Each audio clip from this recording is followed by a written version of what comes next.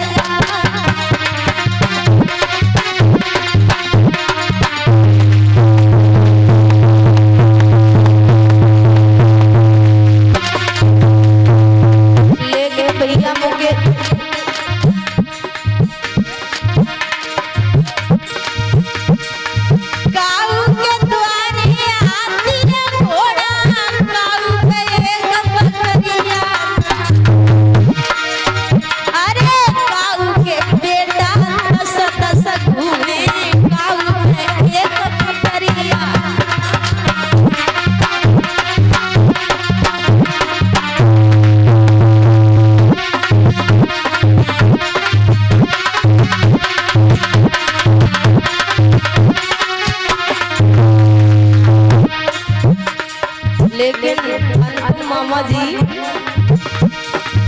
याद पिछले साल की आती है रात गाने के, याद पिछले साल की आती है रात गाने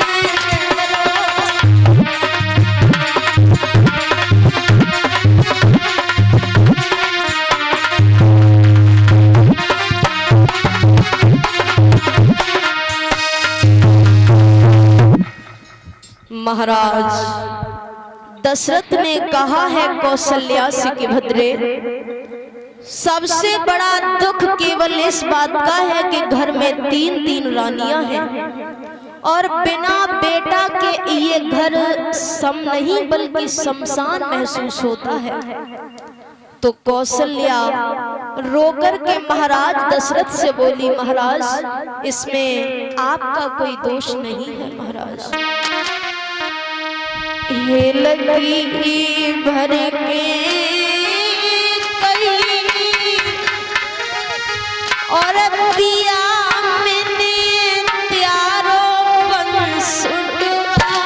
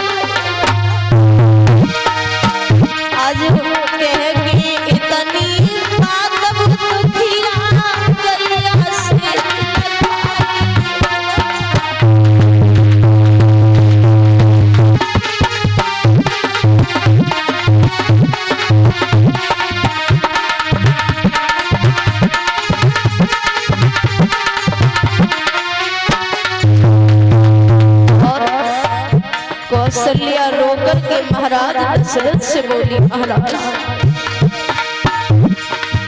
नदिया होती पाए पटवाती, वो में जो समुद्र न पाट हो जाए, बछड़ा हो तो पाए न थकाती, वो में जो सांड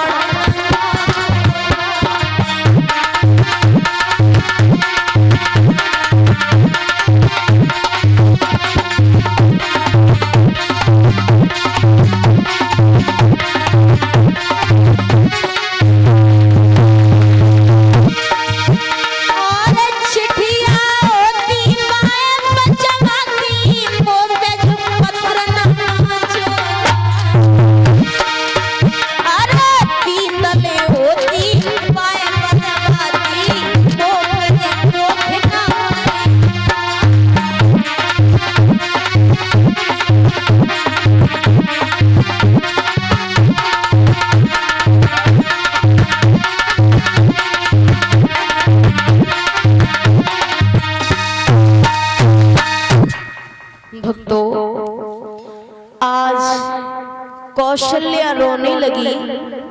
और कौशल्या जिस समय रोने लगी है तो महाराज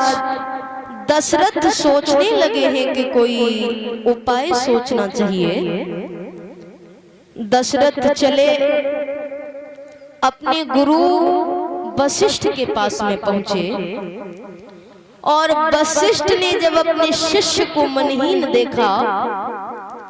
पूछने लगे हैं, लाला आप जब हमारे पास में आया करते थे, आपका चेहरा फूलों की तरह खिला करता था, लेकिन आज तो बड़ा ही मनहीन हो, कुछ नहीं बोल रहे हो, क्या कारण है? तो दशरथ ने जवाब दिया है, गुरुदेव अब केवल संसार में सहारा है तो केवल तुम्हारा है गुरुदेव। मेरा